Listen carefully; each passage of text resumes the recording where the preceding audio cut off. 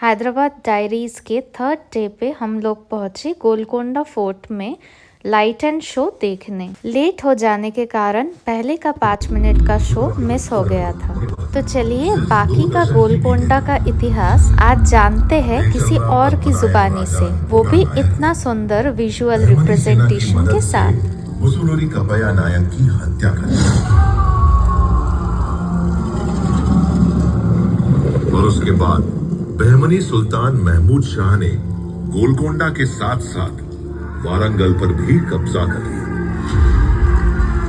और इस तरह वारंगल और गोलकोंडा पर हिंदू राजाओं के प्रभुत्व का अंत हो गया। मैं इतिहास वक्त के इस मोड़ पर एक बड़े बदलाव की आहट को महसूस कर रहा हूँ।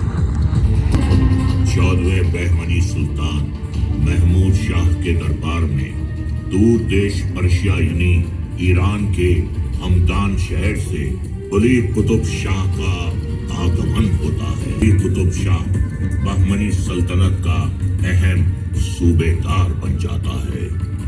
काबिलियत ऐसी कि 7 साल में ही उसे वारंगल का कुतुब उल मुल्क यानी गवर्नर बना दिया जाता है। वक्त के पन्ने पर गोलकोंडा एक नया हस्ताक्षर करता है। बहमनी शासन का अंत हो जाता है।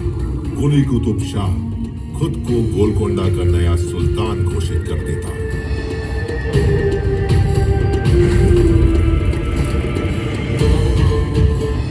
मैं कुली कुतुब शाह खुद को सूबा तेलंगाना का सुल्तान घोषित करता हूँ। सल्तनत अब से कुतुब शाही सल्तनत के नाम से जानी जाएगी।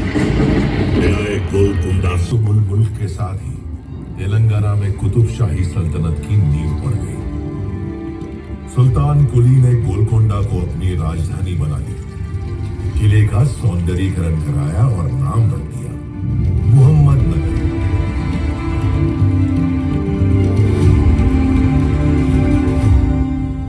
कुतुब शाही सुल्तानों ने योजनाबद्ध तरीके से किले में कई महल, बाग, मस्जिद और सार्वजनिक उपयोग की कई इमारतें बनवाई। किलोमीटर के दायरे में फैले इस किले में 8 दरवाजे हैं। प्रवेश द्वार बाला हिसार के आगे दीवाने खास और दरबार है। उसके बाद सुल्तान का निवास और रानी का महल है।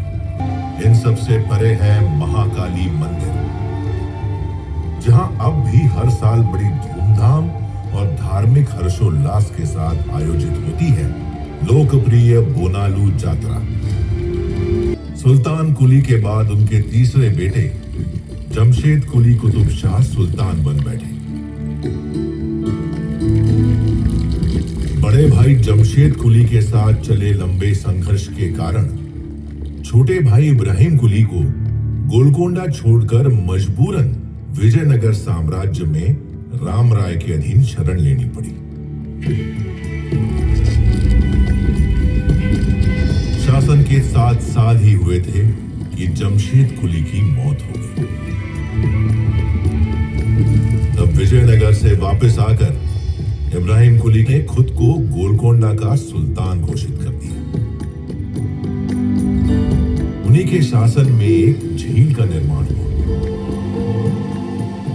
झील का नाम उनके दामाद प्रसिद्ध सूफी संत हुसैन शाह वली के नाम पर हुसैन सागर रखा गया।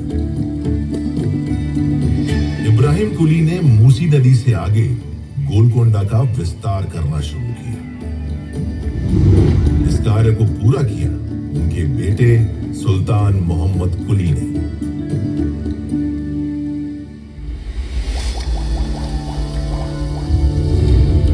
फारसी और दक्कनी साहित्य के अलावा तेलुगु भाषा से भी सुल्तान इब्राहिम का गहरा लगाव था।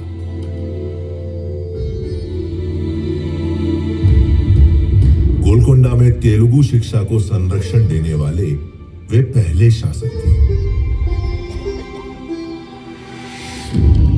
तेलुगु कवि अदंकी गंगाधर कवि, कंडुकूरी रुद्र कवि और कई दूसरे तेलुगु कवि अक्सर उनके दरबार में कविताएं पढ़ा करते थे।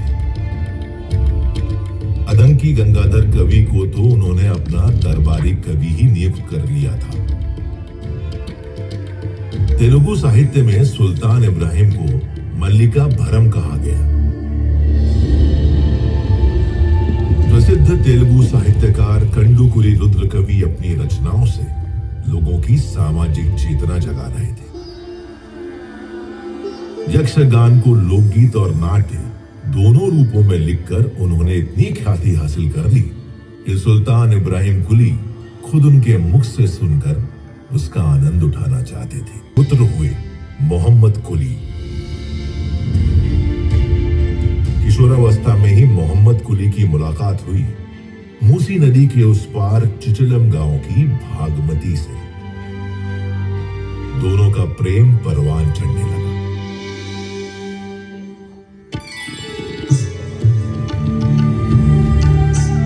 वालिद इब्राहिम कुली ने ज्यादा सख्ती ना दिखाने में ही सल्तनत की भलाई समझी और इस तरह भागमती और मोहम्मद कुली एक दूजे के हो गए। इब्राहिम कुली कुतुब शाह का इंतकाल हो गया। शहजादे वारिस मोहम्मद कुली कुतुब शाह गोलकोंडा के सुल्तान बन गए। उम्र थी मात्र 14 साल। मोहम्मद कुली खुद उर्दू कविताएं लिखते थे। वे उर्दू के ऐसे पहले कवि बन गए जिनकी कविताएं कुलियत नाम से संग्रह रूप में जारी है। वास्तुकला की इस्फहानी शैली का प्रयोग करते हुए मोहम्मद कुली ने शहर हैदराबाद बसाया। ईस्वी सन 1591 में चार कमान प्लाजा के बीच विश्व प्रसिद्ध चार मीनार की तामीर करवाई। 11 सुंदर बाग लगवाए और शहर का नाम दिया भागनगर।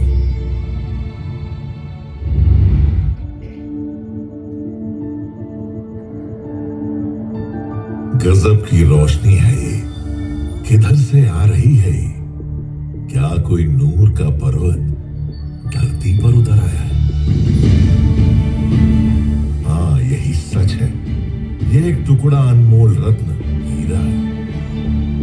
नूर इसका ऐसा विस्मयकारी कि नाम ही पड़ गया कोहिनूर, यानी रोशनी का पर्वत। मोहम्मद कुली के बाद सुल्तान बने उनके दामाद मोहम्मद कुतुब शाह ने हैदराबाद में मक्का मस्जिद का निर्माण करवाया।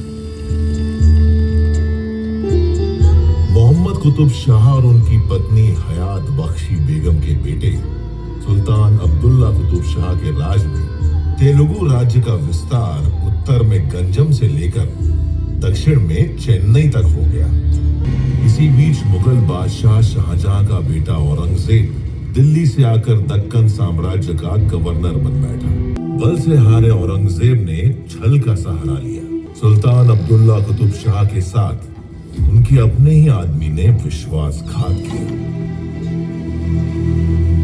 औरंगजेब ने सुल्तान को बंदी बनाकर उन्हें उनके ही किले में ही कैद कर लिया। अब्दुल्ला कुतुब शाह की मां हयात बख्शी बेगम ने औरंगजेब के सामने एक संधि का प्रस्ताव रखा। अपनी रिहाई और गोलकोंडा पर राज करने की एवज में अब्दुल्ला कुतुब शाह ने औरंगजेब के बेटे मोहम्मद सुल्तान को रामगीर की जागीर दे दी और उसे अपना दामाद भी कबूल कर लिया। अब्दुल्ला कुतुब शाह के इंतकाल के बाद गोलकोंडा के नए सुल्तान के तौर पर ताना शाह के नाम से प्रसिद्ध उनके दामाद अबुल हसन की ताजपोशी हुई। अबुल हसन ने शासन के महत्वपूर्ण पदों पर काबिल और सक्षम हिंदू मंत्रियों की नियुक्ति की। उन्हीं में से दो सगे ब्राह्मण बंधु थे, अक्कन्ना और मदन्ना। अबुल हसन के राज में मराठा अधिपति छत्रपति शिवाजी महाराज ने 2 बार गोलकोंडा का दौरा किया। औरंगजेब की बदनीयती को भांपते हुए छत्रपति शिवाजी महाराज ने औरंगजेब के खिलाफ लड़ने में अबुल हसन की भरपूर मदद की। रुकावट के लिए खेद और तकल्लुफ के लिए माफी चाहते हैं। हमारा बस चले तो गोलकोंडा के पूरे इतिहास से आप लोगों को रूबरू करवाए, मगर हमें ये आधे घंटे के वीडियो को बस 10 मिनट तक शेयर करने की ही इजाजत है। धन्यवाद सभी को।